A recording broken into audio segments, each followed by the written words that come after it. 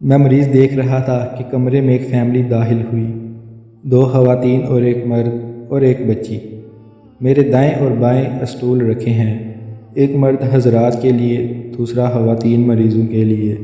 دائیں جانب لڑکا بیٹھ گیا، جبکہ اس ایک خاتون اسٹول پر اور دوسری بچی کے ساتھ کھڑی ہوئی رہی۔ چاروں کے چہرے سے غربت کی اپنی کہانی سنائی دے رہی تھی۔ چونکہ ایک وقت میں ایک مریض اور ایک اٹینڈنٹ کی اجازت دے رکھی ہے آج کل، لہٰذا میں نے کہا، مریض کون ہیں؟ کھڑی خاتون بولی، ڈاکٹر صاحب، مریض تو 3 ہیں، مگر آپ پہلے اپنی فیس بتا دیں، ہم دور سے آئے ہیں آپ کی تعریف سن کر۔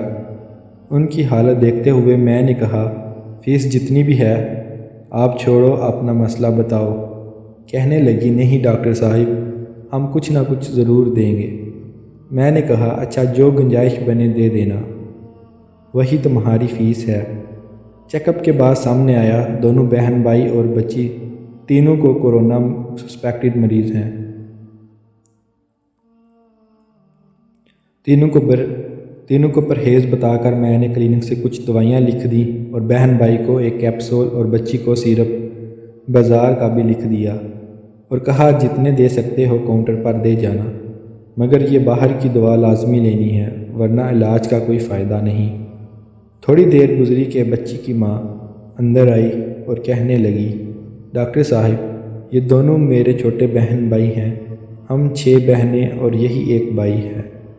میں بیوہ ہوں، مہربانی ہوگی اگر آپ اپنے پاس سے میری بچی کو باہر کی دوا منگوا دیں۔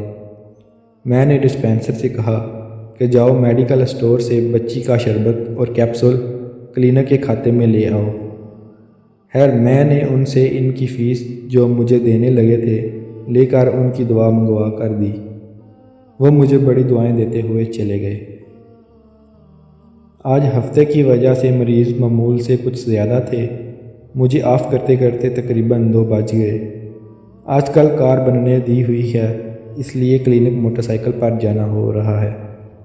کلینک کے سامنے ہی رفیق بھائی فروٹ کا ٹھیلا لگاتے ہیں اور جس دن اچھا آم ہوتا ہے خود ہی ایک پیٹی بنا کر ڈسپینسر کو دے جاتے ہیں۔ جیسے ہی کلینک بند کروانے لگا، ڈسپینسر نے کہا، سر رفیق بھائی پیٹی دے گئے تھے۔ آم کی پیٹی میں نے بائک پر رکھی اور آرام سے چلاتا ہوا روانہ ہو گیا۔ کلینک سے گھر کا فاصلہ تقریباً 10 کلومیٹر ہے۔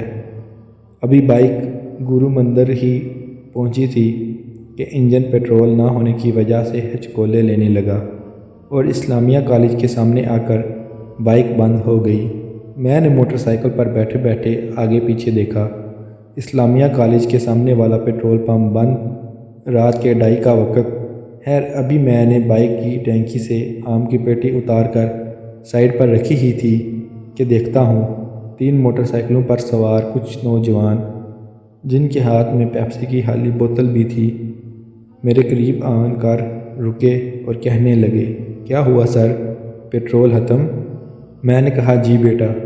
فوراً ایک لڑکا اترا اور اپنی بائک سے پیٹرول بوتل میں بھرنے لگا۔